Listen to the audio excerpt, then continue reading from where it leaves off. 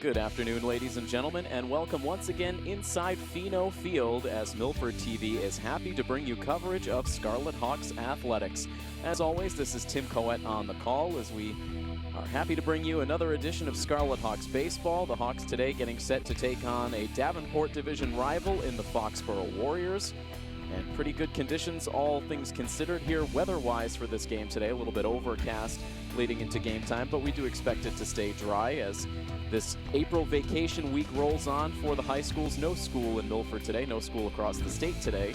And so both of these teams present and ready to go here for some baseball. And for the Milford Scarlet Hawks, they've been playing some superb baseball of late after opening the season with a couple of losses, including that Mercy Rule loss to Stoughton. They quickly put those games in the rearview mirror. Of course, when we had a chance to debut our spring sports coverage last week, we covered Milford's big win against Franklin. That was a 5-1 victory in which Aiden Wild pitched a complete game two-hitter, allowing just one unearned run in the game. And the Milford offense has really been superb over these last three games. Of course, they really broke out in that 11-3 victory over Canton back on April 12th. Then those 5 runs scored against Franklin, and they followed that up with a 12-2 drubbing of their non-conference neighboring rival Hopedale. That game took place last Friday on April 14th, so the teams have had about 6 days, or the Milford team, I should say, has had 6 days since their last game action, so hopefully that will not slow down their momentum at all, because this team, again, has been firing on all cylinders over these last 3 games. They enter into competition here this afternoon with an overall record of 3-2. A 2-2 record within league play. That puts them in a tie for 3rd place in the Davenport standings with Sharon.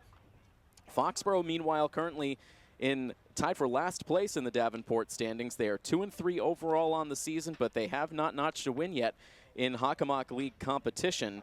They have won their last 2 games, though, so starting to put things together here as the season goes on. Of course, always an adjustment period in the early days of the season as you work things out with your roster. Foxboro opening up the season with 3 straight losses, a 2-1 loss to King Philip back on April 5th, a 1-0 tight ball game that Foxboro ultimately dropped to the Stoughton Black Knights on April 12th, and then a 5-4 loss to the Sharon Eagles. That was an extra inning game back on April 13th, but since then, a couple of non-conference games have put Foxboro back on track, an 11-6 victory back on April 17th against Coyle Cassidy, and then a 3-0 victory in the team's most recent game just 2 days ago against Dedham High School.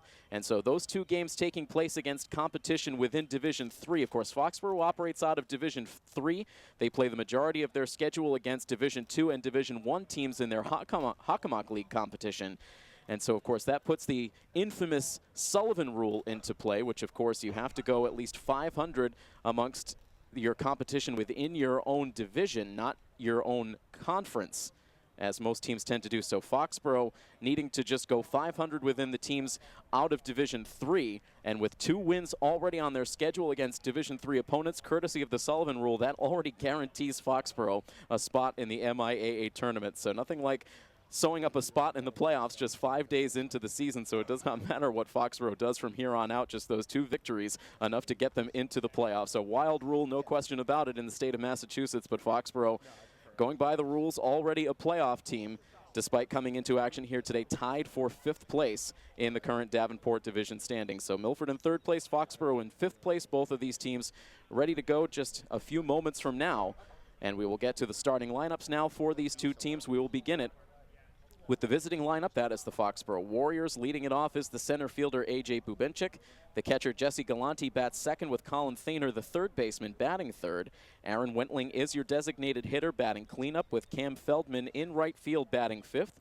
Chad Bierce is your first baseman, batting sixth, with Mike Saliba, the left fielder, in the number 7 spot. Anthony Malika plays shortstop and bats eighth, and Rob Terrio, the second baseman, bats ninth. On the mound pitching for the Foxboro Warriors will be Steve McLaughlin. And for the Milford Scarlet Hawks, their lineup looking fairly similar to what we saw against Franklin a couple of days ago. Leading it off is the center fielder, Ryan Gonsalves, with Anthony Arcudi playing second base and batting second in the lineup.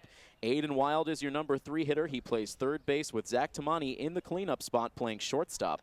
Alex Cody is your designated hitter this afternoon, batting fifth, with Luke Allegrezza in the starting lineup, playing first base and batting sixth. Alex Masick is the starting pitcher for Milford today, batting seventh. Kevin Cambrola bats eighth and plays left field, and Tony Mobilia is in right field, batting ninth. So getting the start for Milford is the ace of their pitching staff, Alex Masick. Getting a chance to work here on this April vacation week and trying to build off of some solid starting pitching that Milford has gotten in recent games. Of course, as I mentioned, riding that 3-game winning streak. And Alex Masick, as expected, has been front and center in this pitching attack for the Scarlet Hawks. He has already made 3 starts so far on the season. He comes in with a record of 1-2, but still good stats all the way around. He comes in with a 3.42 ERA. So far on the season, he's allowed a total of 15 hits. He has struck out 13 batters. He's walked just 3. He's allowed 13 total runs on the season, but only 7 of those runs have been earned. So pretty good numbers for Masick. He did earn the victory in Milford's most recent game. That was that 12-2 win over Hopedale.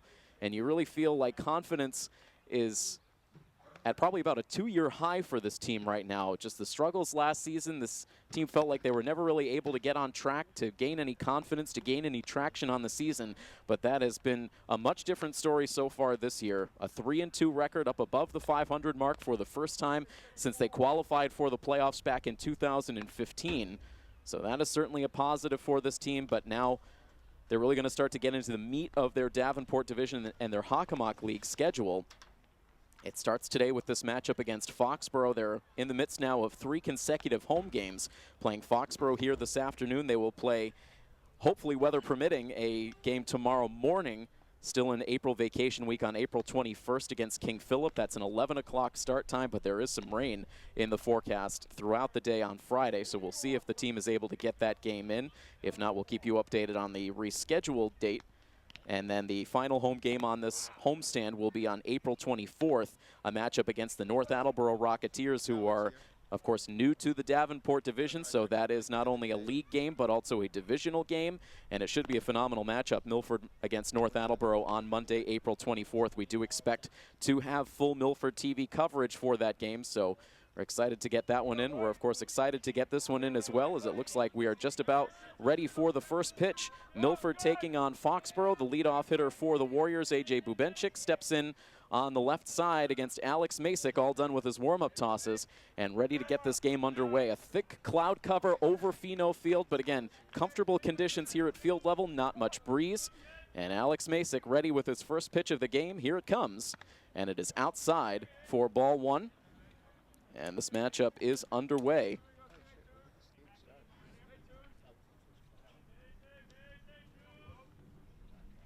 Milford's 3rd Davenport Division matchup of the season, as this ball is sprayed foul down the left field line out of play. And so the count evens at 1-1 against A.J. Bubenchik.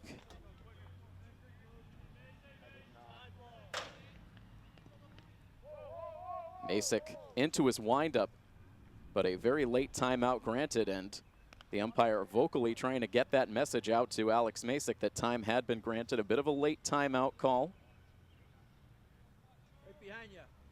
And now ready to go as the batter digs back in. Here is the 1-1 pitch. This is bounced on the ground to the right side. It's fielded by Allegrezza. He uses the pitcher, Alex Masick, to cover the first base bag to get out number 1. 3-1 on the ground out. Our first opportunity to see Luke Allegrezza on the season. Of course, just our 2nd game of coverage for this baseball team this season. Allegrezza getting the start at first base. Masick played first base in the matchup against Franklin last Thursday. And Masick now ready to face his 2nd batter as the pitch travels inside to Jesse Galante, the right-handed batter. Galante, a longtime veteran of this Foxboro team. Here's the 1-0 pitch, sent foul. Galante has been the starting catcher for the Foxboro Warriors for all 4 years of his varsity career, coming into his senior season now. One of the real heart and soul players of this Warriors team. Here's the 1-1 pitch. And again, too far inside. The count goes to 2-1. 1 batter out in this top of the 1st inning. The base is empty. Masick's next pitch is swung on and missed. A good fastball gets past the bat of Galante, and that evens the count at 2-2. Galante, one of 4 Foxboro captains Here's the pitch, another foul ball, this one traveling down the third base line. And it stays 2 balls and 2 strikes.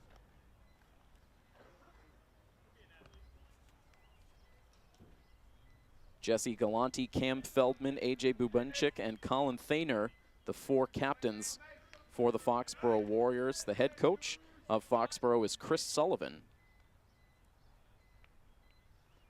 Here's another 2-2 pitch. It's a breaking ball, and that is in there for a called strike 3. Right at the top of the zone, it froze Galante. The first strikeout for Alex Masick, the second out here in the top of the first. And that brings up another Foxboro captain in Colin Thainer. And he takes the first pitch for a called strike 1.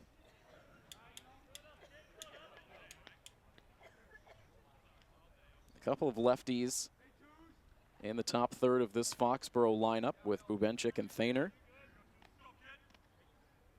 A 1-ball, 1-strike count with the bases empty and 2 down.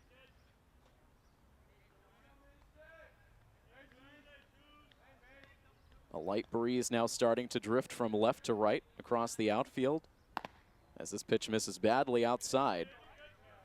And the count goes to 2-1. You can see spring continuing to sprout here at Pheno Field. A lot of the trees starting to show some green beyond the outfield fence. And the new sod here around the infield getting greener and greener every day. Nice to see the spring weather starting to bring some life back after the long winter. A foul ball brings the count to 2 balls and 2 strikes. Alex Masick trying to finish off a 1-2-3 first.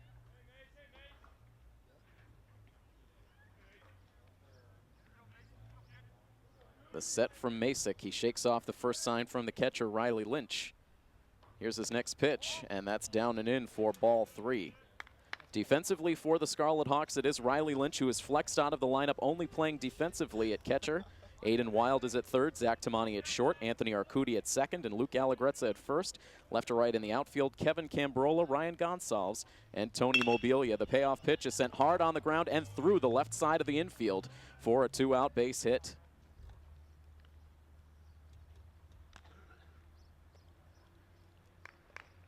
So Thainer reaches. Sends that ground ball perfectly placed between Aiden Wild and Zach Tamani on the left side, and that extends this inning for Foxboro. And it gives Aaron Wentling a chance. He starts off taking a look at a called strike 1. Aaron Wentling was front and center in the matchup between these two teams at Pheno Field early in the season last year. Wentling getting the start in that game, a talented pitcher for Foxboro. Ended up holding Milford to 3 runs in what ended up being a 7-3 victory. Also had a couple of doubles and 2 runs batted in offensively in the game. So he was really the all-around hero for the Warriors. He is down here 0-2. As Thainer takes his lead off of first base, held on by Allegrezza. Here's the 0-2 pitch, and it's outside. It gets away from the glove of Lynch and down to second base goes Colin Thainer.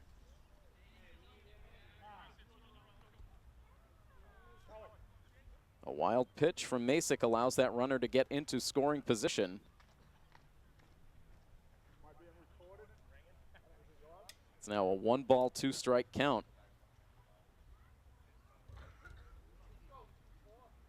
Last season, Nate Irwin getting the start in the home matchup against Foxboro. Ended up giving up a couple of early runs in the first and second inning to set an ominous tone in the game. Foxboro was able to pull ahead early and keep the lead through the duration of the game. Masick trying to keep Foxboro off the scoreboard, but now again the ball trickles away from Lynch, and that will allow Thainer to advance to third base. That one should go as a passed ball off the glove of Lynch, and so now all of a sudden Foxboro with that first potential run of the day standing at third base with a count of 2 balls and 2 strikes on Wentling, a dangerous hitter. Things have gotten tricky now here in the top of the first for Masick. From the set, here's his pitch, and this is hit hard on the ground. It's just foul, just to the left side of that third base bag. That was very close. There was no argument from the third base coach for Foxboro. So satisfied that that was the right call of a foul ball, but a hard hit ball down the line for Wentling. Fortunately not going as a fair ball. Another 2-2 pitch on the way, and it misses outside, and that will fill the count. 3 balls, 2 strikes, 2 outs in the inning. A Foxboro runner at third base. Thainer takes his lead in foul ground as Masick delivers the 3-2 pitch, and it is inside for ball 4.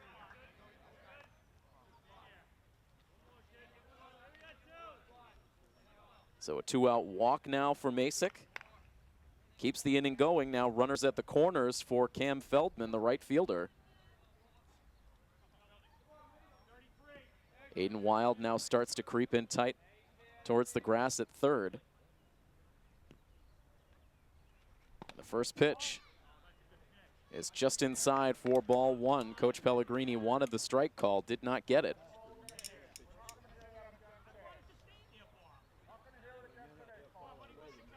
And the home plate umpire now immediately issuing a warning over towards the Milford dugout. Now we'll take a stroll over there.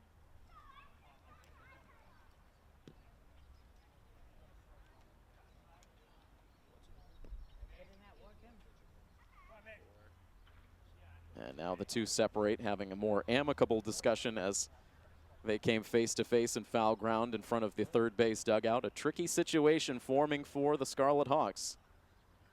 After Masick was able to get the first 2 outs easily here in this inning, the 2-out single to Thainer, then the wild pitch and passed ball allowed the runner to advance to third before the 2-out walk to Wentling placed runners at first and third base.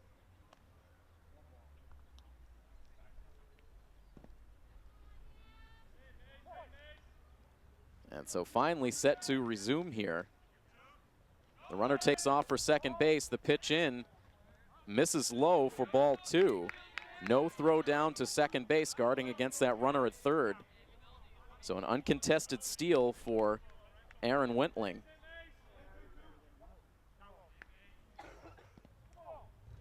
Now 2 runners in scoring position with a 2-ball, no strike count on the batter. Here's the pitch, and it's down low. And Masick right now struggling with his command.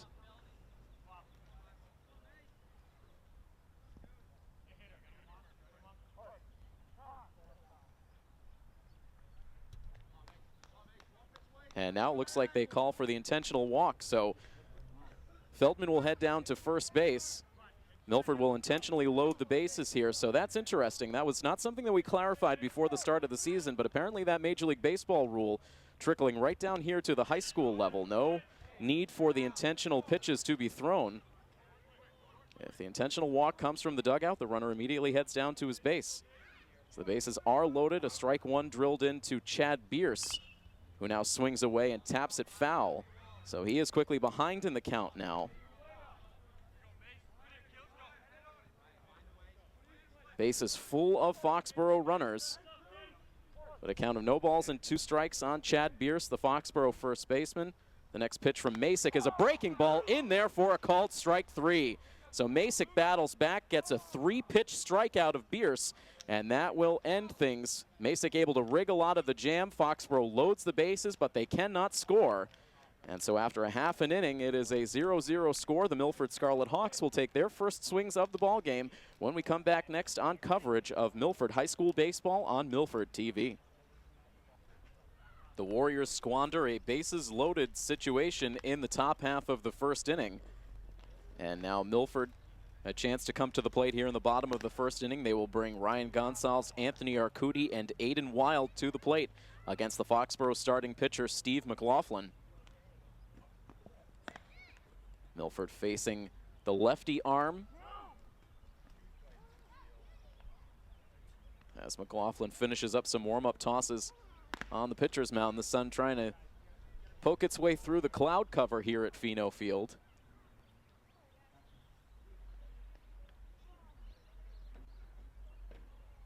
As Gonsalves now slowly makes his way towards the batter's box to get this bottom of the first inning underway. Milford has scored in the first inning in each of their last 3 games. That has been a recipe of success. Getting some early runs in the first inning to get that confidence going. Gonsalves now ready on the right side. As McLaughlin goes into his windup, the first pitch of his outing is up and away for ball 1.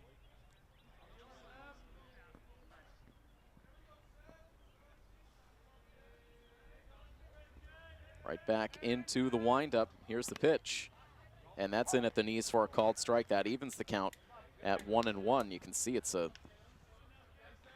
bit of a slow, deliberate delivery out of McLaughlin.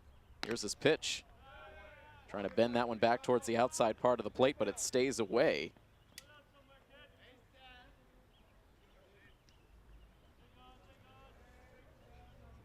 Here's the 2-1 pitch now. This is floated foul, and it just glances over the top of the press box, takes a ricochet back into the bleachers behind home plate. That one almost heading right into everyone's living room. And it's now a 2-ball, 2-strike count. And this one tapped foul that hits off of the backstop. And it stays a 2-ball, 2-strike count to the Milford leadoff batter here in the bottom of the first, Ryan Gonsalves. Very good numbers through 5 games on the season, a .353 batting average. Taps this 2-2 pitch foul. He has 6 hits in 17 at-bats, a couple of doubles, 2 runs batted in. He's scored 4 runs. Settled in nicely to this leadoff spot in the batting order. Ready to see another 2-2. Takes it outside for ball 3. A good eye for Gonsalves on a close pitch. So he's worked the count full. Here comes the payoff pitch from McLaughlin. And this is sent in the air on the infield. The first baseman ranging in. And Chad Bierce makes the catch to retire Gonsalves for out number 1. Defensively for Foxboro, it is Jesse Galante behind the plate, Colin Thainer at third, Anthony Malika at short, Rob Terrio at second, and Chad Bierce at first. Left to right in the outfield, Mike Saliba, AJ Bubenchik, and Cam Feldman. 1 out and the base is empty now for Anthony Arcudi. He takes a healthy cut at the first pitch of his at-bat, but comes up empty. Anthony had a solid day at the plate in our coverage of the Scarlet Hawks last week against Franklin. Takes that pitch inside to even the count. Arcudi collecting an RBI double in the game. He also walked twice, scored a run.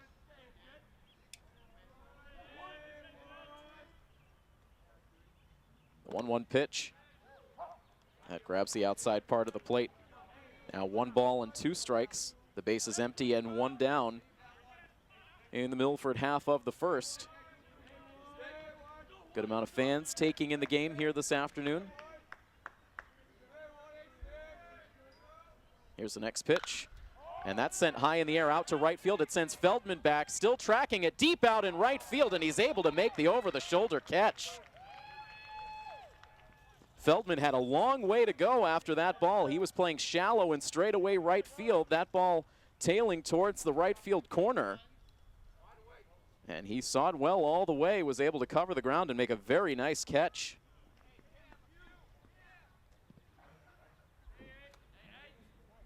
If that ball had touched down, that would have been at least a double, if not more, for Arcudi. Instead, it goes as out number 2, and that leaves the inning up to 8 and wild. Takes that first pitch for strike 1.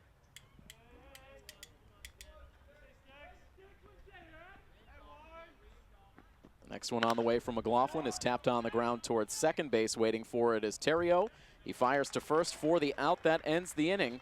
So it ends up going as a 1-2-3 bottom half of the first for McLaughlin. We've now played 1 full from Fino, and it is scoreless between the Milford Scarlet Hawks and the Foxboro Warriors here on coverage of Milford High School Athletics on Milford TV.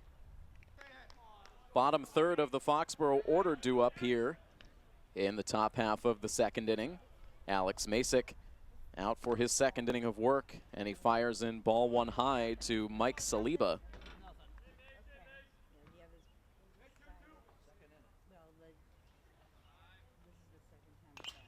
And now this ball tapped foul, sent on the ground to the backstop to even the count. Saliba, the starting left fielder for the Warriors today. A lot of familiar faces on this Foxboro squad from last year's team.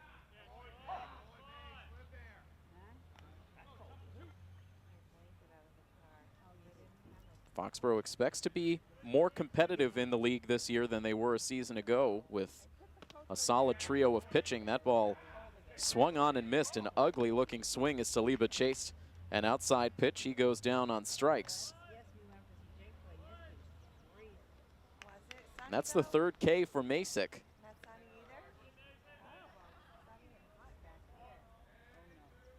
Masick getting himself into trouble in the first inning, but a key strikeout to end the inning. And now here, a line drive over the glove of Masick and out into center field. A one-out single for Anthony Malika. First pitch swinging. What time was that? The game was at 4. Oh, yeah. So 2 hits now for Foxboro. Yeah, it was just very light. I mean, it was very light. Malika aboard ahead of the number 9 hitter, Rob Terrio.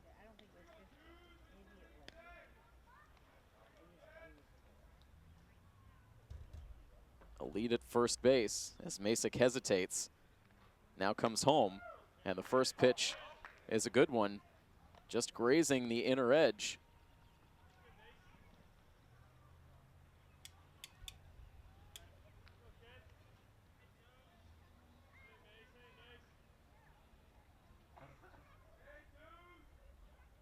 And Masick now checks over at first base. It looked like Malika froze ever so slightly as that throw was coming over towards first base, but he was able to get back to the bag.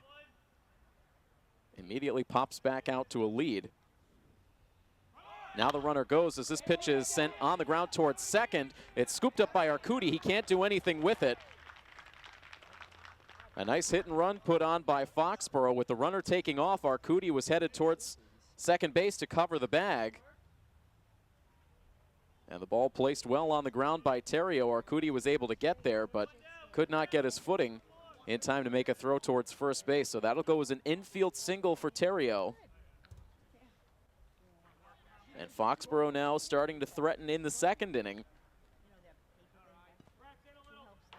The 8 and 9 hitters getting aboard, so with 1 out, we go second time through the lineup. We see a bunt out of Bubenchik. He sends it hard towards the pitcher's mound. A double clutch for Masick. Now the throw to first base is not in time.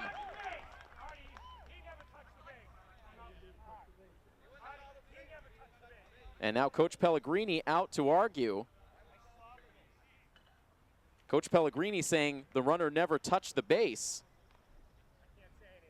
But the infield umpire in disagreement. It was a routine ground ball right in front of the mound. Masick was able to field it quickly, but double clutched the throw to first base. There also looked like there was some confusion between Arcudi and Allegrezza over at first base for who was going to take the throw. That might have led to the double clutch. And in the end, by the time the throw got to Allegrezza, he couldn't get the foot on the bag in time. And so for the second inning, Foxboro will have the bases loaded, this time with only 1 out. And a golden opportunity for Jesse Galante.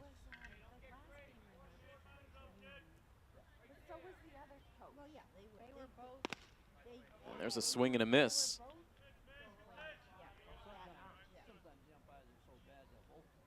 A couple of infield singles to go along with the conventional single by Malika. Loading the bases here in the second inning as that foul ball puts 2 strikes on the hitter. Galante struck out looking his first time up.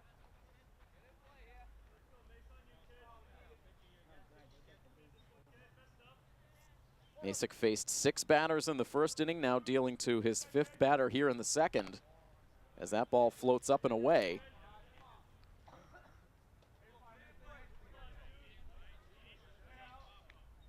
Malika at third, Terrio at second, Bubenchik at first. As this ball's hit hard on the ground, a diving play made by Wild. He taps on the third base bag, fires across the diamond to get the out at first base. Aiden Wild starts a 5-3 double play to end the inning with no runs allowed. What a tremendous play out of the third baseman, Aiden Wild. A full-out dive towards the third base bag to scoop up that grounder. Quickly got the out at third and sent a hard throw to first base in time to finish off the 5-3 double play. What a play from Wild, as Foxboro again fails to capitalize on a bases loaded opportunity. We'll head to the bottom of the second inning. It is still scoreless on this coverage of Milford High School baseball on Milford TV. Aiden Wild just continues to showcase what an all-around tremendous athlete he is out on the baseball field. Getting the win and a terrific start last week against Franklin. We know what he can do at the plate, and now showing off a superb glove at third base. Off the bat, it looked like that ball was ticketed for left field and would have been 2 runs for Foxboro, but instead the dive, and Wild initiates the 5-3 inning-ending double play.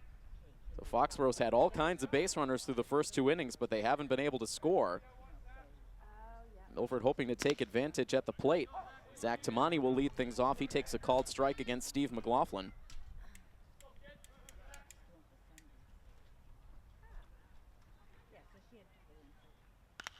Tamani sends one in the air and foul ground behind first base. Chad Bierce right at the edge of the warning track, able to make the catch.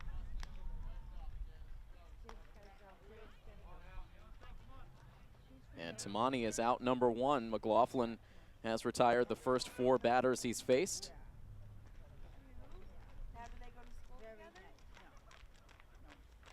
One down now ahead of Alex Cody, serving as the designated hitter for this afternoon's game, and takes a pitch that scoots behind him for ball 1. Somehow Cody was able to get out of the way of that pitch.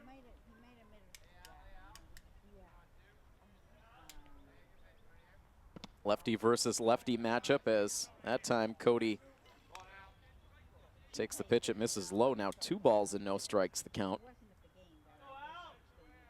Alex Cody batting .455 through the first 5 games of the season. Takes a big cut, but misses. And the count will go to 2-1. Cody, through 11 at-bats, has 5 hits, a double. He also came through with an inside-the-park home run last week against Franklin. The only player in the Scarlet Hawks offense to have a home run on the young season. He has 5 runs batted in. He's also walked 5 times, which, no surprise, leads the team.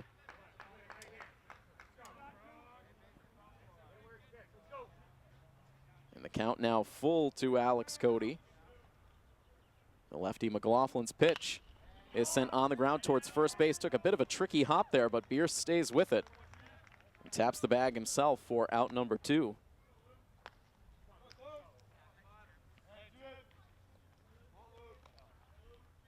McLaughlin has been pitching to contact through these first 2 innings.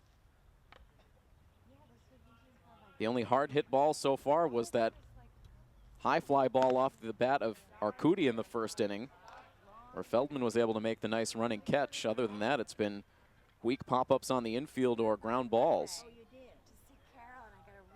Luke Allegrezza hoping to change that. Here he sends a tapper to deep third base. That's a foul ball. It was a nice backhanded play by Colin Thainer to keep that ball on the infield, but ruled a foul ball. These are the kids with their signs. We need signs.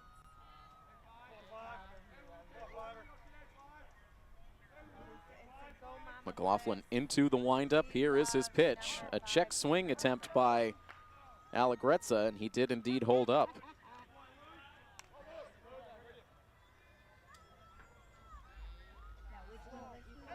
It's a 1-ball, 2-strike count on the Milford first baseman. The next pitch on the way. And that is swung on and missed. The ball briefly gets away from the catcher, but no problem for Galante to throw out the runner to complete the strikeout and complete the second straight 1-2-3 inning for the Foxboro pitcher, Steve McLaughlin. We'll head to the top of the third inning when we come back next in this scoreless game between Milford and Foxboro right here on Milford TV.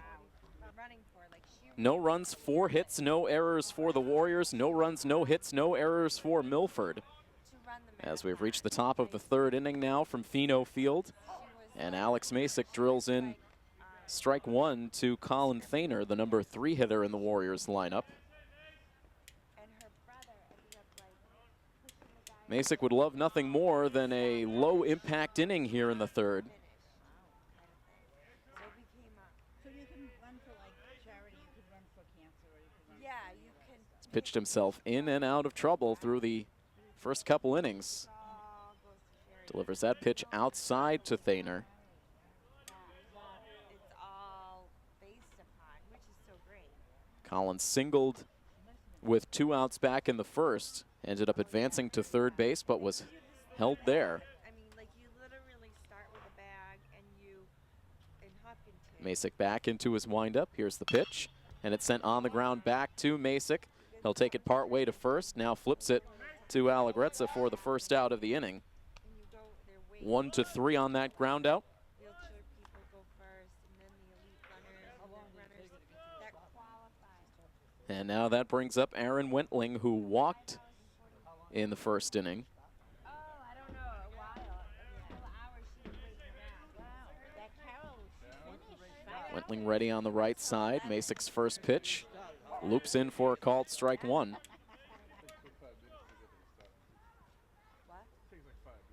Even from the back? Just to get the start. Just to, yeah, the line. And then you walk the first. The 0-1 pitch. That's a little bit low. Hers wasn't weighed. She was in the 4th weight. Oh, they didn't So wait. they didn't start till she didn't even Masick start is not the kind of pitcher that gets phased when he has runners on base. at 8:30. He's confident in his ability to get out of trouble. Served him well, particularly during the Milford Legion baseball season last year. Masick pitching a memorable game in the playoffs where Post 59 trailed in an elimination game 5-0, but Masick was able to hold the opponent Maine South off the scoreboard, allowing his offense to eventually mount a comeback.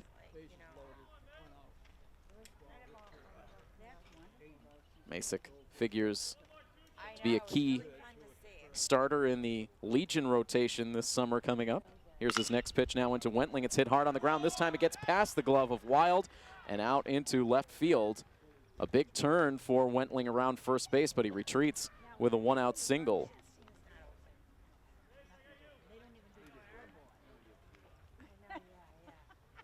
A similar ball down that third base line to what Wild was able to make the play on to start the inning-ending double play in the second, but this time was not able to get a glove on it. And so a 1-out runner aboard at first ahead of Cam Feldman. And he swings at the first pitch, sends a high fly ball, but not deep out into left. Waiting for it is Cambrola. He makes the catch. And there are 2 down in the third.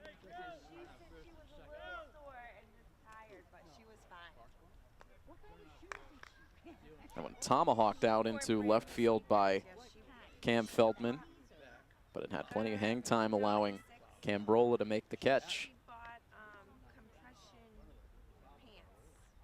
2 outs, that runner still at first base, and Chad Bierce takes a look at a called strike 1.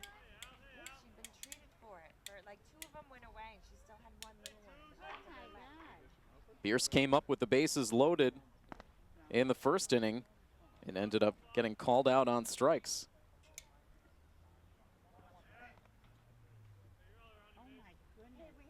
It's a 1-ball, 1-strike count. Wentling leads at first. He goes. Here's the pitch. It's swung on and missed. The throw down to second base tails off towards the shortstop side. And Wentling is able to get in with a stolen base.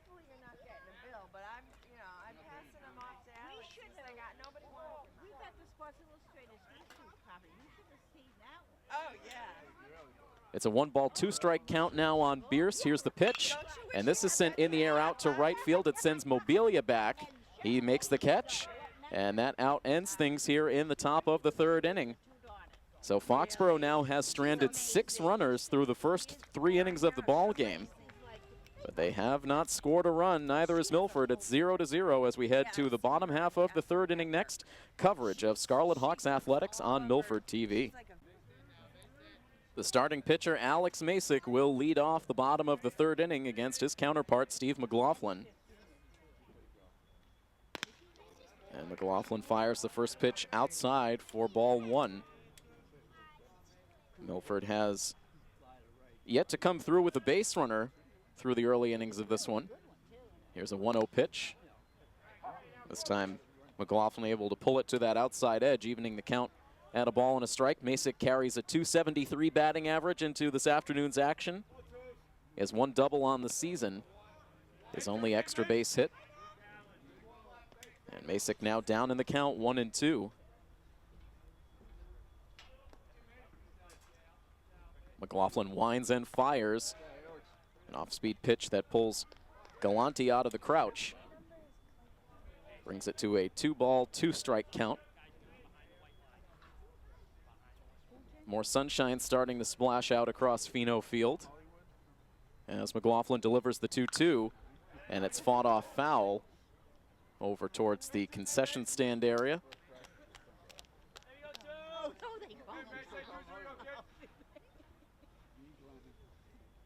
No concessions available for this game, but that has not stopped a large crowd from forming out in the pavilion in front of the concession area.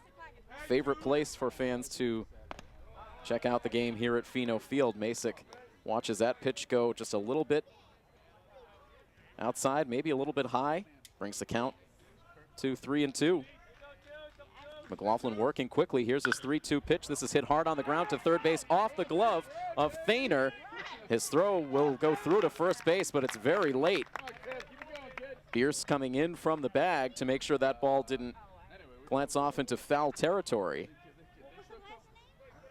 It was a hard hit ball, took a tricky hop as it went behind the third base bag. A rangy play from Thainer to be able to get to it. I would think that should go as a hit for Masick.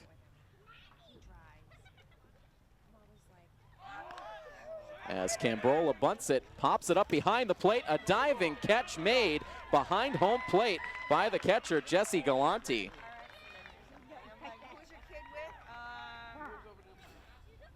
So Cambrola, who we have seen some superb bunting skills out of early on in the season, that time pops up the bunt straight behind home plate, and Galante did not hesitate. Tracked the ball right back to that warning track area behind the plate and was able to make a sprawling catch. We've really seen some great defense turned in by both of these teams through the early innings. And now Mobilia tries his hand at the bunt. He sends it foul down the third base line. One down in the inning. Masick at first base, coming through with what we credit as the first Milford hit of the game, a judgment call with that ground ball to third. As Mobilia, off balance on the swing, falls behind 0-2.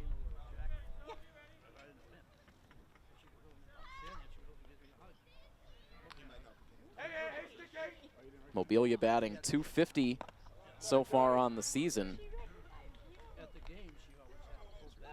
That includes one triple.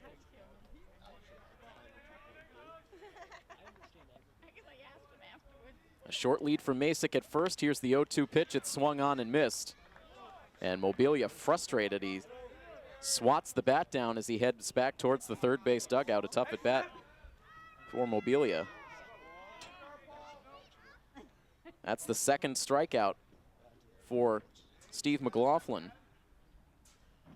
So after allowing that leadoff base hit, he's now retired the next two batters, and Gonsalves now sends the ball out to shallow right field. That's going to get down for a hit. Masick heading towards third base. Here comes the throw. It gets away from the third baseman, and it goes off of the playing surface, and Masick will be awarded home plate.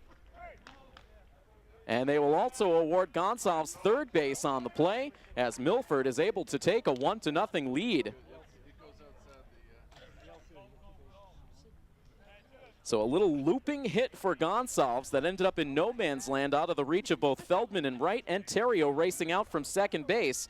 And then a poor throw from Feldman in towards third, ricochets off the field. And that allows Masick to come around to score. A good throw to third base might have had Masick to end the inning. But instead, it's now a 1-0 lead for the Scarlet Hawks as Anthony Arcudi looks at ball one.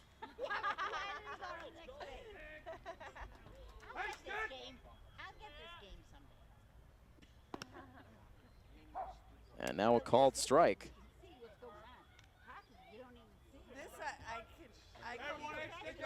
So it should go as a single for Gonsalves. As that ball drops in the dirt, no advance for Gonsalves at third base. Then the throwing error from the right fielder allowing the run to score and Gonsalves to get to third base.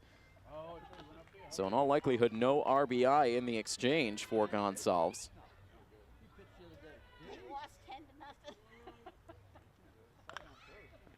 The tapper sent foul towards the third base dugout, brings the count to 1-2.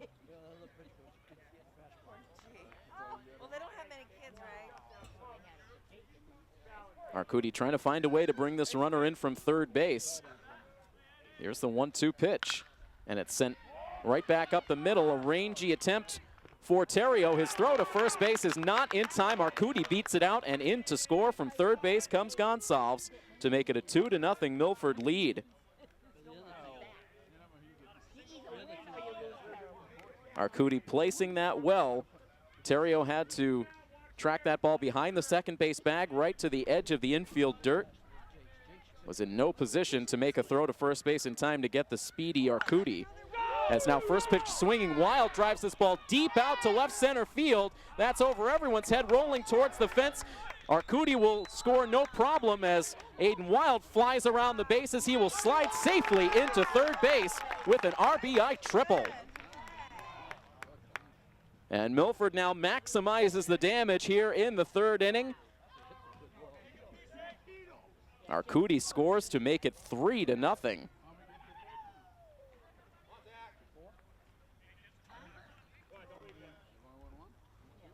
In a lot of high school baseball fields, that might have snuck out of the field, but not here at Pheno. Instead, it goes as an RBI triple. Got to put a little more on it than that to get it out of Pheno Field. The inning continues now for Zach Tamani. He takes that pitch inside.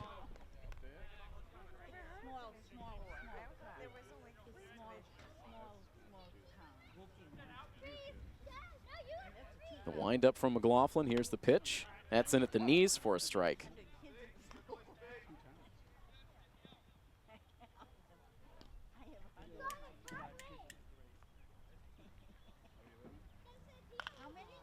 And now Tamani fighting that one off. That will make its way off towards the Pheno entrance.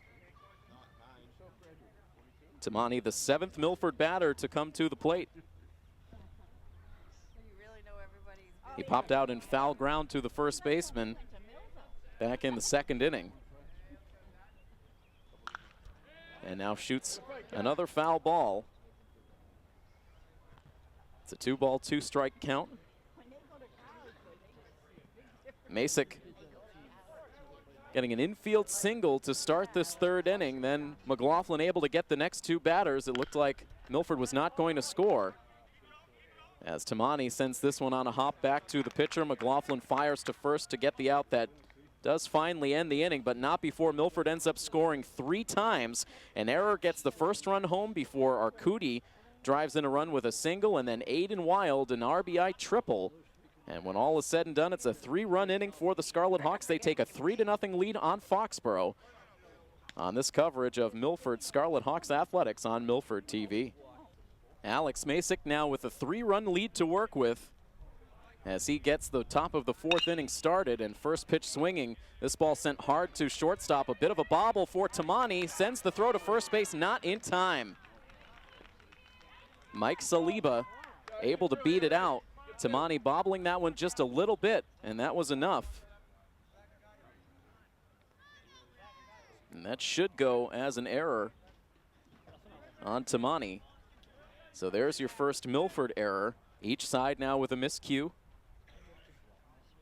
Foxboro able to get their leadoff runner on board as now the number 8 hitter, Anthony Malika, stands in. He singled his first time. Now takes that pitch up and in. It ends up eluding the glove of Lynch. And Saliba ends up stopping at second base on the second wild pitch of the game for Alex Masick.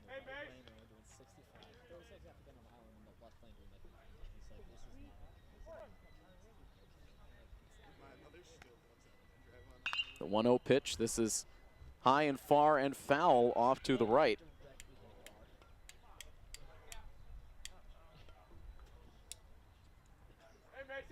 So immediately Foxboro able to get a runner in scoring position as they look to respond to the Milford 3-run rally. Masick sets.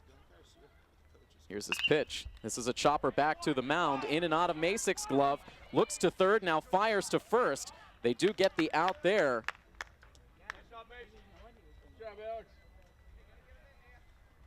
It would not have been a force play at third base.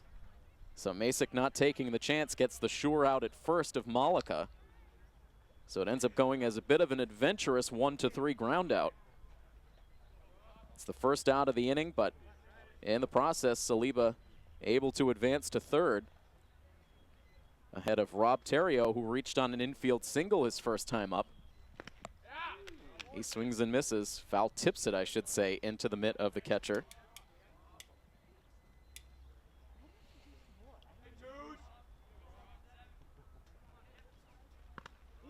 And now a swing and a miss brings the count to 0-2.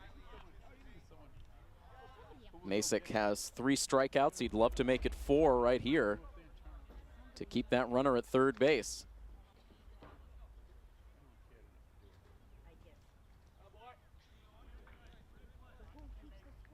Masick steps off now, back on top of the pitching rubber. Here's his 0-2 pitch, and that's in for a called strike 3. Terrio must have been looking for something else there, completely frozen. So Masick gets the strikeout he needed. 4 Ks now in the outing for Masick. He's able to get the second out in the top of the 4th inning, holding Saliba at third. But now the leadoff hitter, A.J. Bubenchik, with a chance. He swings at the first pitch and drives it out to left field. Cambrola has it sized up, and Kevin makes the catch for the out that ends the inning. Foxboro has continued to have runners in every inning, but they have been unable to score. You can make it now 7 runners stranded through the first 4 innings, and it continues to be a 3-0 Scarlet Hawks lead over Foxboro here on Milford TV. It has been a frustrating day for the Foxboro Warriors so far in this one. 3 runners stranded in the first, 2 more stranded in the second, and then single runners left aboard in the third and the fourth. They have threatened but have failed to score against Masick, and now Steve McLaughlin back out on the hill for the Warriors to face Alex Cody, who looks at a pitch inside for ball 1 to open up the frame. Cody will be followed by Luke Allegrezza and Alex Masick, as Cody fouls this one away off towards the first base dugout, evening the count at a ball and a strike.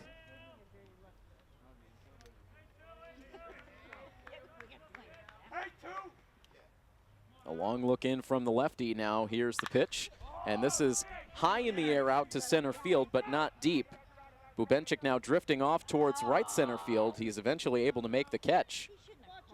Very little wind here at Fino, but that one ended up tailing away from the center fielder a bit towards the end. But still, A.J. Bubenchik able to make the catch. Nice hit, honey. So with 1 out, here comes Allegrezza, who struck out swinging to end the second inning.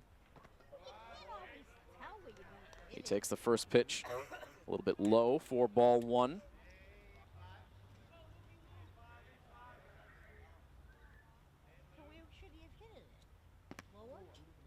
And now that pitch grabbing the inside part of the plate. Allegrezza held up on the swing, but it is ruled strike 1.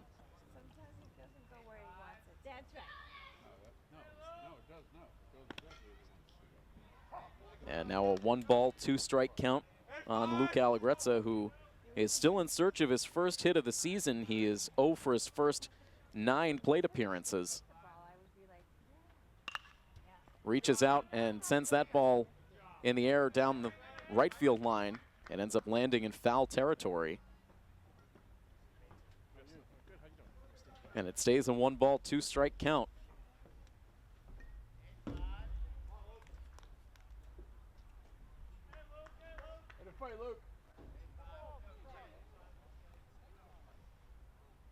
And Luke now digs back in on the right side. About to see another 1-2 pitch, and that misses off the outside part of the plate. A close pitch, but Allegrezza does not chase.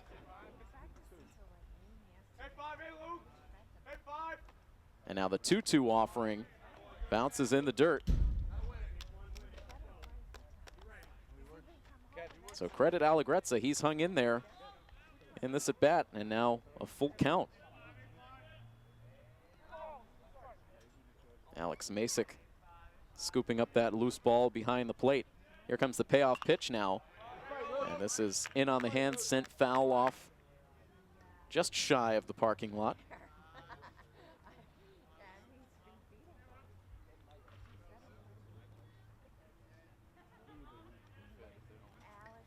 McLaughlin readies for yet another pitch to Allegrezza, and this time he wins the battle.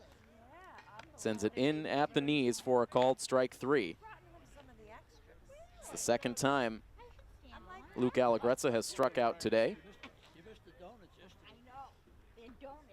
And it's 3 strikeouts now in all for Steve McLaughlin, who has the first 2 here in the 4th. Leaves it up to Alex Masick, who led off last inning with an infield hit and eventually came around to score the first of 3 runs generated by Milford in the 3rd. That pitch nicks just a piece of the plate to bring the count to 1 ball and 1 strike. And Masick doing McLaughlin a favor, offering at that pitch. 1-2 now. The bases are empty with 2 outs in the bottom of the 4th. McLaughlin stares in, now kicks and deals. An off-speed pitch that stays upstairs. Should Masick reach, the next batter would be Kevin Cambrola. And this ball swung on and missed for strike 3. So 2 strikeouts in the inning for Steve McLaughlin, who was able to battle back after the rough 3rd inning with a 1-2-3 4th. We've completed 4 full innings now from Pheno Field, and it remains Milford 3 and Foxboro 0 here on coverage of Milford High School baseball on Milford TV. The Warriors out hitting Milford 5-4, but Milford leading where it counts. Leading this game 3-0 as we've now reached the top half of the 5th, where the Warriors will send up batters 2, 3, and 4. The captain, Jesse Galante, to lead things off. And Alex Masick's first pitch of the frame is a called strike 1.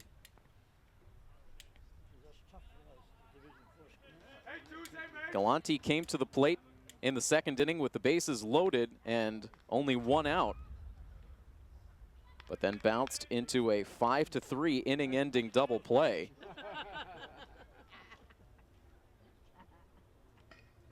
One of the biggest plays of this game so far as Aiden Wild started that inning-ending DP. Good late movement on that pitch from Masick, bringing it back over the plate. Getting ahead of Galante. He's 0 for 2. And now spoils that pitch foul to stay alive. Galante, Thainer, and Wentling. Tough trio of hitters due up in this 5th inning as Foxboro tries to climb back in. Here's the 1-2. That's away.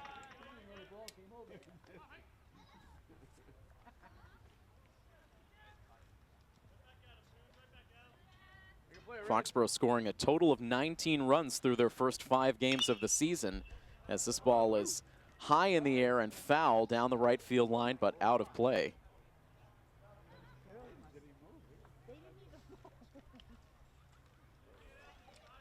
pitching has been pretty consistent all the way around for Foxboro through their first 5 games.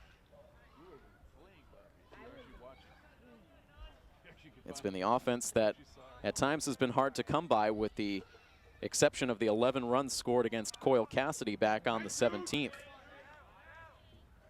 Outside of that game, the highest run total for Foxboro has been 4. That was in a loss to Sharon.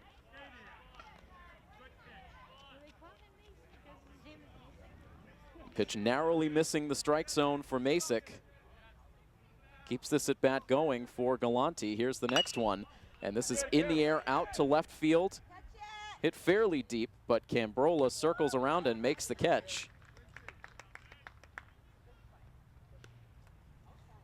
Galante now 0 for 3 as Milford records the first out in the top of the 5th.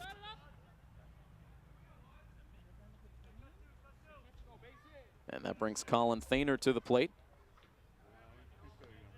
Came through with Foxboro's first hit with 2 outs in the top of the 1st inning. Also grounded out to the pitcher. So 1 for 2. And the first pitch for Masick is on the outside part of the plate for a called strike. Again, you could see that pitch cut back towards the plate right at the end for the strike call. And now a swing and a miss. It's felt like Masick has continued to get better as this game's gone along. Here's the 0-2 pitch, and this is a high chopper off towards the right side. Allegrezza now has nowhere to go with it as Thainer reaches at first. That ball took a high bounce away from Masick. It ended up being Allegrezza's play, but then nobody covering the first base bag, and Allegrezza with no way to apply the tag. So a bit of a breakdown there on the right side of the infield for Milford.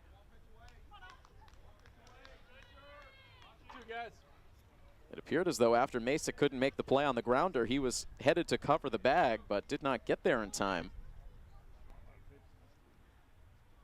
So Thainer reaches on the infield single, and with 1 out, a runner at first base ahead of Wentling. Wentling takes a look at strike 1.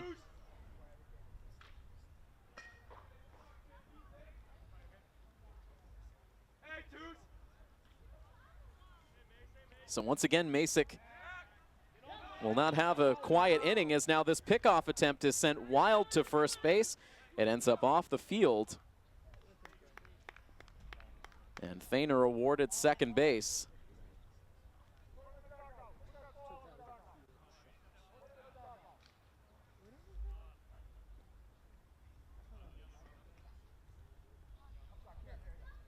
And so now the head coach for Foxboro, Chris Sullivan, out of the dugout to talk with the home plate umpire. Coach Sullivan no doubt arguing should the runner be awarded third base. But the home plate umpire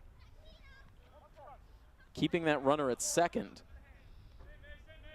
The second Milford error on the throw by Masick. And now this ball chopped. Another tricky hop past Masick. It's backed up by Arcudi. And Anthony able to make the throw to first base to get the out there. So Milford learning this fresh new playing surface here on the infield at Fino Field. The bounce is happening a little bit differently than the old infield area. That may be hitting one of the seams of that new sod laid down.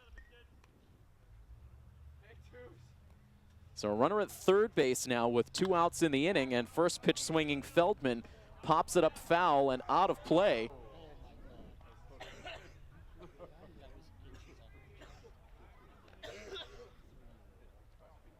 That one might have glanced off the press box and almost back towards the stands. It goes as a strike on Feldman. So that ball from Aaron Wentling ended up going as a 4-3 ground out, advancing Thainer to third base with 2 outs in the inning and a no ball 1 strike count on Cam Feldman. Holds up the swing on that pitch, and it brings the count to 1-1.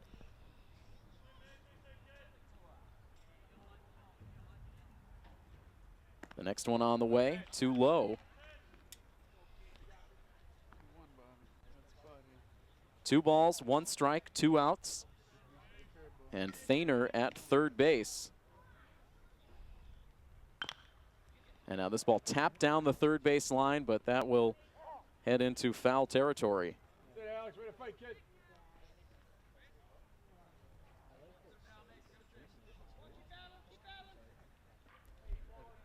The Warriors have had a runner reach third base in 4 out of the first 5 innings of this baseball game.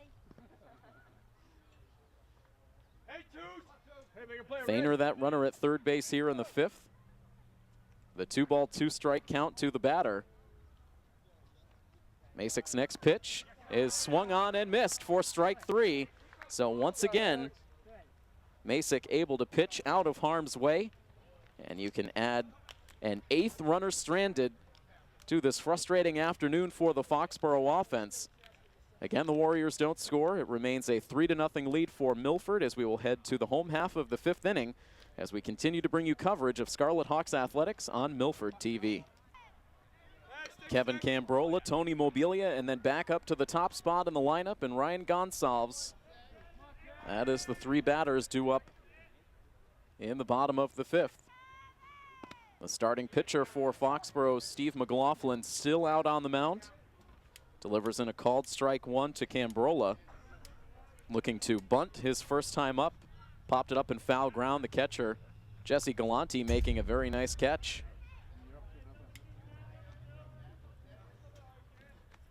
And now Cambrola is quickly down in the count. No balls and 2 strikes. The next pitch from McLaughlin is just high.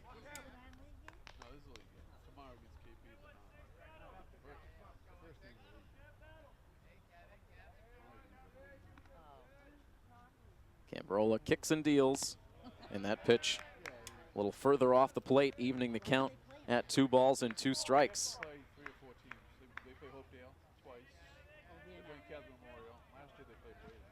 Goes back into the windup. Now the 2-2, and that's in for a called strike 3. Cambrola thought that pitch was low, gets the bad news from the umpire as it will go as strikeout number 5 for McLaughlin.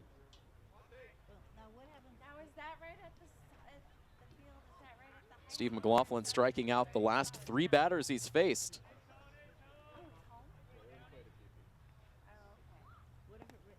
He's now retired 5 batters in a row since Milford put on that 3-run rally in the 3rd.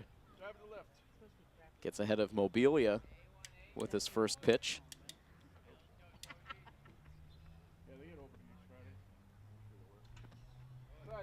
Now Tony takes a look at that pitch, too low.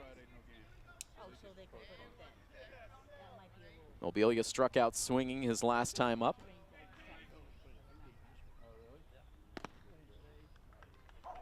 And that pitch ruled a called strike 2.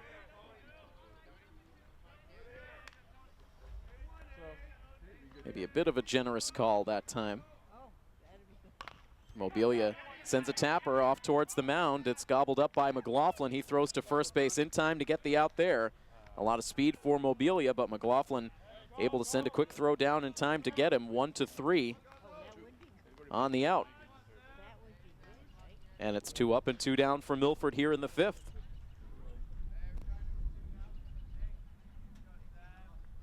So Gonsalves will look to keep the inning alive. He singled and scored a run back in the 3rd. A 1-for-2 afternoon so far. Swings at the first pitch and sends it in the air out to right. Feldman fighting the sunshine breaking through the clouds. He makes the catch. And it's a quick and easy 1-2-3 5th inning for McLaughlin. So that 3rd inning just a blip on the radar, but still allowing Milford to take a 3-0 lead. They will hold on to that lead as we head into the 6th inning. The late innings coming up when we come back next here on Milford TV. 3 runs, 4 hits, 2 errors for Milford. No runs, 6 hits, 1 error for Foxboro. We begin the 6th inning as Masic fires a strike past the bat of the first baseman, Chad Bierce.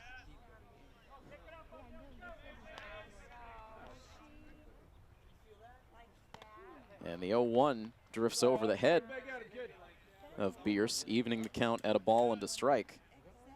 Chad Bierce so far today struck out looking to strand the bases loaded in the first and then flew out to right field to end the third inning with a runner in scoring position. Now takes a called strike 2. So Bierce has had his opportunities to get this Foxboro offense rolling, but there's been a lot of those opportunities that have gone by the boards for the Warriors through the first 5. Again, 8 runners stranded through the first 5 innings for the Warriors.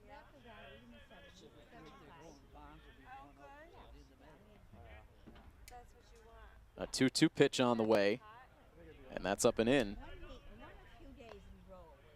Bierce followed by Mike Saliba and Anthony Malika. Batters 6, 7, and 8 in the frame. A deep breath for Alex Masick on the pitcher's mound. Here's his pitch, and that's high for ball 4, so Masick was able to get ahead to start, but Bierce eventually able to work the walk. That's the 3rd walk for Alex Masick, but his first walk since the first inning. Ended up walking Aaron Wentling, and then Milford issuing the intentional walk to Cam Feldman. But Masick walking the leadoff batter here in the 6th, and now delivers one up and into Saliba.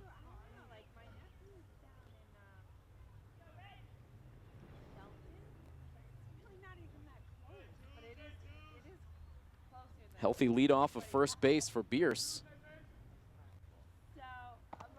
As this pitch again is upstairs, and that will prompt a visit from Coach Alex Dion out of the Milford dugout.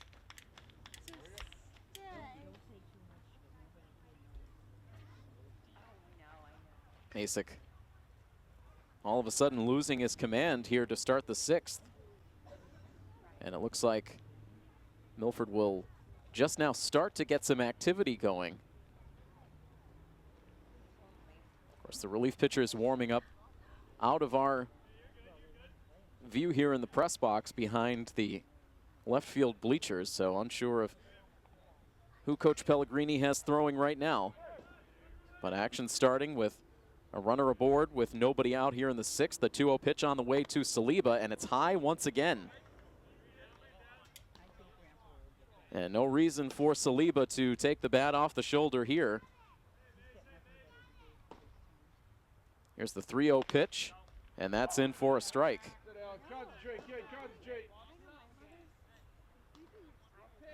Masick trying to get himself back into the at-bat. It's now 3-1 the count. As this ball is floated out to shallow center field, trouble. Tamani out, he can't reach it. It drops in for a base hit. Bierce safely down to second base.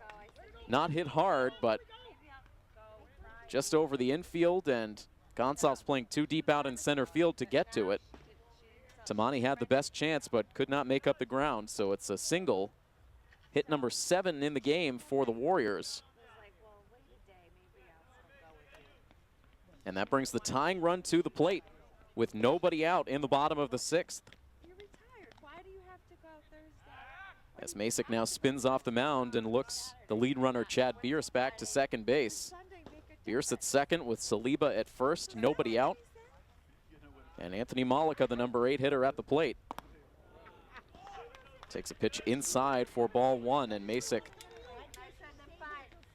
looks like he might be running on fumes out there. Milford now getting an arm loosened with a little bit more urgency. Here's the 1-0 pitch. It's down in the dirt.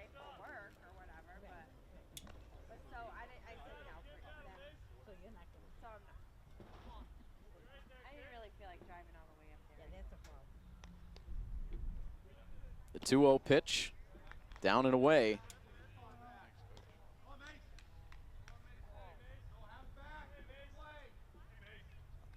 Three balls and no strikes.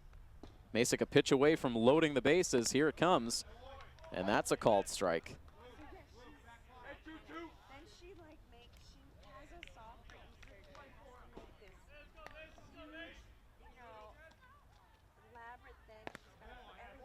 And that one on the outside part of the plate. So from 3-0, Masick able to deal in a couple of strikes to fill the count.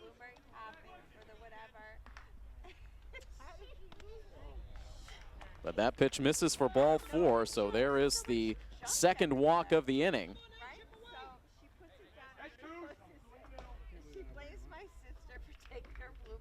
And so big time trouble now for Masick as the bases are loaded with nobody out. And the number 9 hitter Rob Terrio about to stand in. And before this at bat begins, Riley Lynch out for a talk with Masick. Walking Chad Bierce to open the inning, then Saliba with that bloop single out into center, and then a walk to Malika. No, that because we ate Saturday night. So that's she wanted to have all my cousins. And Masick able to start off the at-bat with a called strike 1. Terrio so far today reached on an infield single in the second and then struck out looking in the fourth. Sends this ball hard on the ground to shortstop. The shuffle to second base out there. The throw to first in time for the double play. In the back door from third base comes Chad Bierce, but Milford will take that exchange. 4-6-3, Milford turns the double play. So no RBI for Terrio as Bierce comes in to score. Saliba advances to third, but there are now 2 outs in the inning. So a chance for Masick to get out of it with minimal damage done, but he has to deal with the leadoff hitter A.J. Bubenchik. He's able to deal in a called strike 1.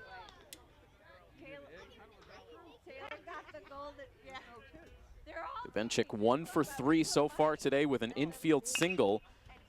Sends this one on the ground towards short. Tamani has it. The throw to first base in time to record the out that ends the inning. So Foxboro finally able to get on the scoreboard. They load the bases with nobody out. They only get 1 run. Another big double play turned in the inning for Milford. And as we head to the bottom of the 6th inning, it is now Milford 3 and Foxboro 1 here on coverage of Milford High School baseball on Milford TV. It's now a 2-run lead for Milford. The score 3-1 as Anthony Arcudi starts off the bottom of the 6th. Takes a pitch low from the starting pitcher for Foxboro, Steve McLaughlin, who has pitched a good ball game, all things considered, now into his 6th inning of work. This ball is sent foul wide of third base. Through the first 5 innings, McLaughlin allowing 4 hits, all 4 of those hits coming in the 3rd inning, allowing 3 runs, but all of those runs unearned. A big 2-out error in the 3rd inning on a wild throw from right field, opening the door for that 3-run rally. But outside of that 3rd inning, it's been nothing doing for Milford. 1, 2, 3 innings in the 1st, 2nd, 4th, and 5th. As Arcudi swings and misses to strike out for the 1st out in the 6th. So amazing that Milford was able to take advantage of the opportunities they had in the 1 inning that McLaughlin faltered. 1 out in the 6th now for Aiden Wild. He finished off the rally in that 3rd inning with an RBI triple. That is the last Milford runner that has reached base against McLaughlin. He's retired the last 8 straight Milford batters, but Wild here sends one hard out to left field, and that will get down for a base hit.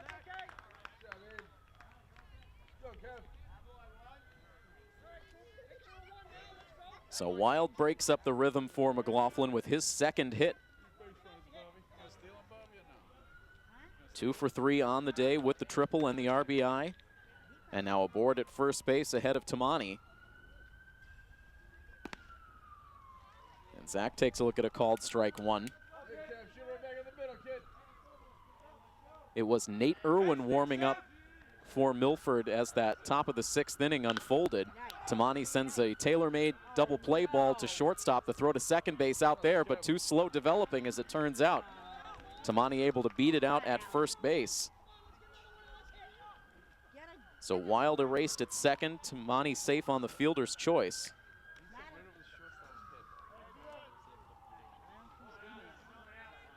And that will give Alex Cody a chance.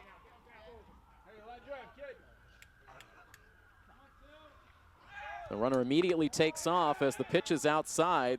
The catcher throws down, but no chance to get Zach Tamani. Advances to second on the stolen base.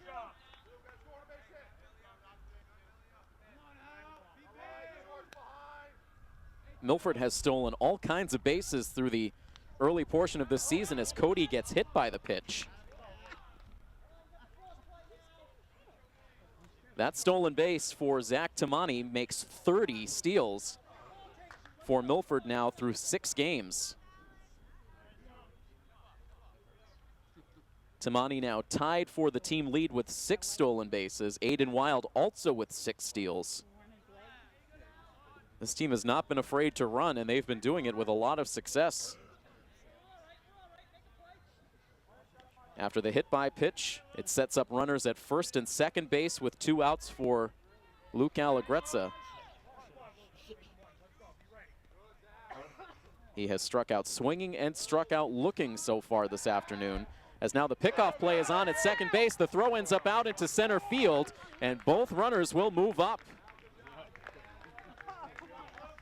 The pickoff play on at second base, they had Zach Tamani with a big lead.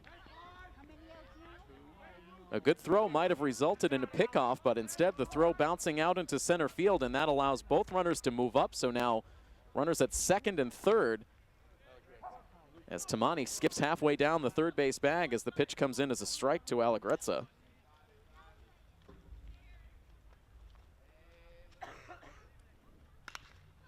And now this one lifted foul and out of play. Each pitcher with a throwing error in this game. Each team now with 2 total errors.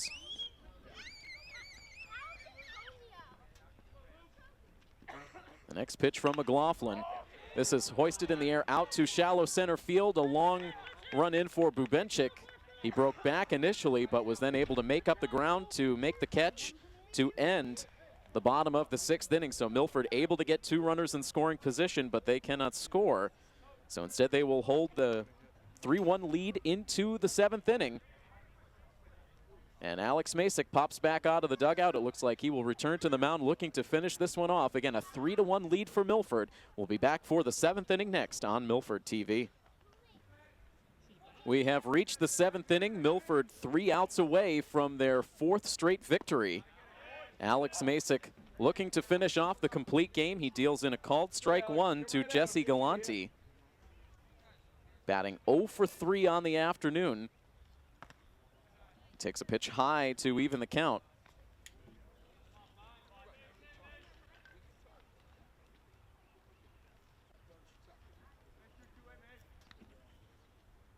As this one is sent hard down the third base line. That's a fair ball rolling down into foul territory deep in left field. It will be extra bases for Galante.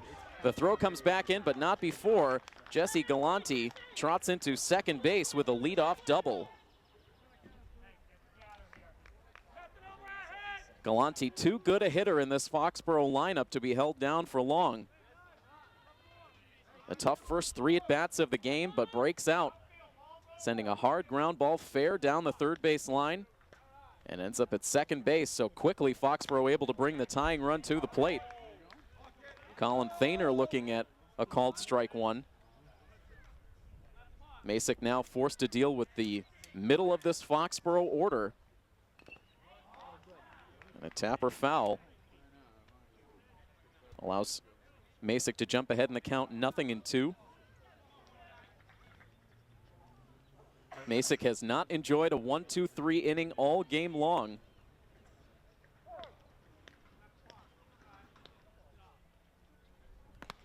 As now that pitch is on the outside edge for a called strike 3. Makes quick work of Colin Thainer.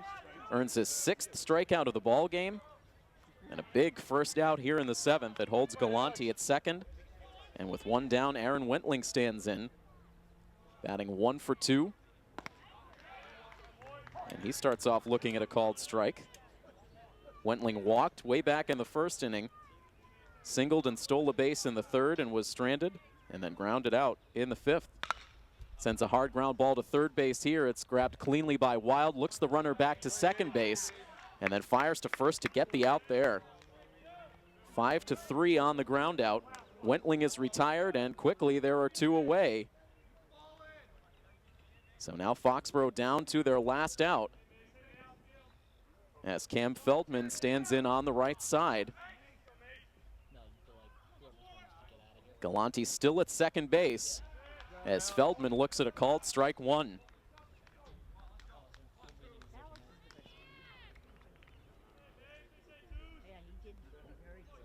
Galante out to a big lead, as Masic's 0-1 pitch drops in for a called strike two. No balls, 2 strikes, 2 outs. A runner in scoring position here in the top of the 7th. Milford 1 strike away from victory. As Masick looks in for the sign, he has it, comes set, and the 0-2 pitch just misses.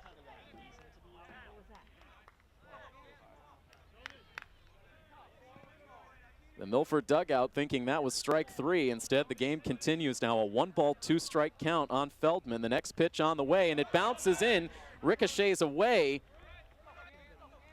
from Riley Lynch, and that allows Galante to advance to third base.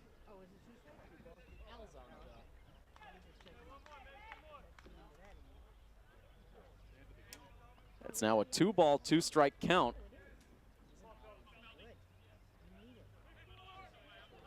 Masick very close to a 3-pitch strikeout to end the game, but now a 2-ball, 2-strike count with that runner now at third. Here's the pitch, and it's chopped on the ground towards shortstop. Tamani has it. His throw to first base is offline. It gets away from Allegrezza. The runner is safe, and in from third base comes Jesse Galante to score. So this one not over yet. An errant throw from Tamani allows Feldman to reach, and it is now a 3-2 game. The tying run at first base, and now a chance for Chad Bierce, and we'll see a pinch runner now at first base as Joe Freitas takes over at first for Cam Feldman.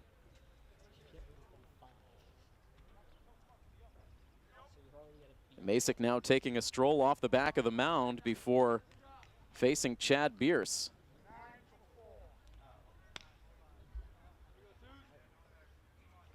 Foxboro getting some extra speed on the bases at first.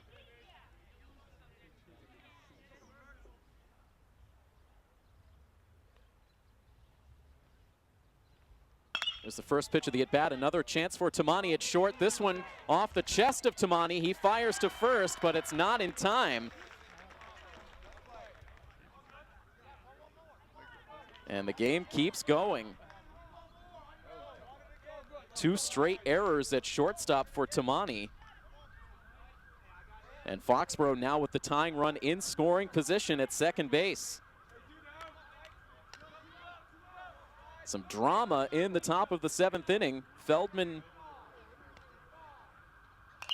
Freitas, the tying run at second base, the pinch runner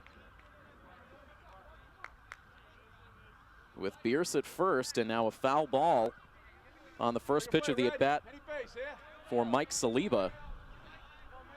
Saliba 1 for 3. Now sprays a foul ball down the right field line out of play, and once again, Masick is 1 strike away from ending this game. Can he do it? He struck out Saliba back in the 2nd inning. The runners lead off of first and second. Here's the 0-2 pitch. It's a chopper back to Masick. Masick takes it partway towards first, now fires to Allegrezza to get the out that finally brings an end to this game. Foxboro making a bid for a comeback here in the 7th inning.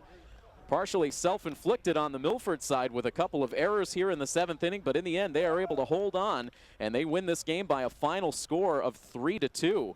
Milford doing all of their damage in the 3rd inning, scoring 3 times, and they were able to make that lead hold up. The victory goes to Alex Masick. It's his 2nd win of the season, and the tough luck loss goes to Steve McLaughlin, who pitched well on the Foxboro side. So Milford makes it 4 straight victories. They are now 4-2 on the season, and hoping to get in a game here at Pheno Field tomorrow morning. But again, inclement weather expected in the area tomorrow. Our next coverage for this baseball team will come on Monday as Milford takes on North Attleboro. That is when we will have our next coverage here on Milford TV. In the meantime, a big thank you to our crew on hand, our director for the game today, Daniel Harlow, our camera operators, Malcolm Zale and John Giacomuzzi, Mike Sperling also helping out on the coverage this afternoon. And I am Tim Coet. That final score one final time. It is Milford 3 and Foxboro 2. This has been a presentation of Milford High School Athletics here on Milford TV. So long, everybody.